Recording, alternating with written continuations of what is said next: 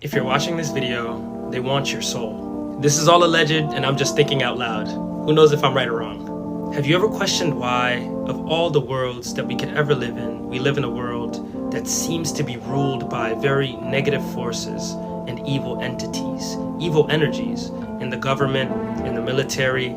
All of these things seem so negative. This is not by mistake, it is by design. There are negative forces in this world that seek to keep the human population under control.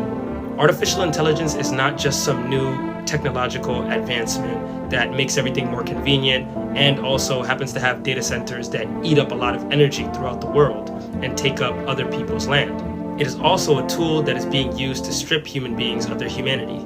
They first begin with taking away your critical thinking skills, and then they strip art of its beauty.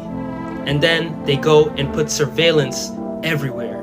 Palantir, Oracle, all of these things.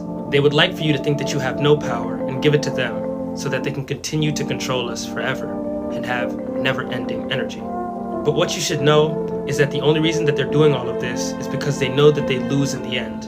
They know. And they also know that you have to give them your consent in order for them to do all of these things. If you've ever watched the movie Sinners, when the vampires wanted to come in, they didn't barge through the door, they didn't jump through the windows. They came to the front door and they knocked and they said, "Can we come in?" You have to give your consent to these energies, to these systems, in order for them to control you. So the question is, will you take back your agency and your autonomy and understand that the power is always within? Even in the Bible, Jesus Christ said, the kingdom of God is within you. Everything that you need is here. So have no fear, because the divine love, that oneness, is always here.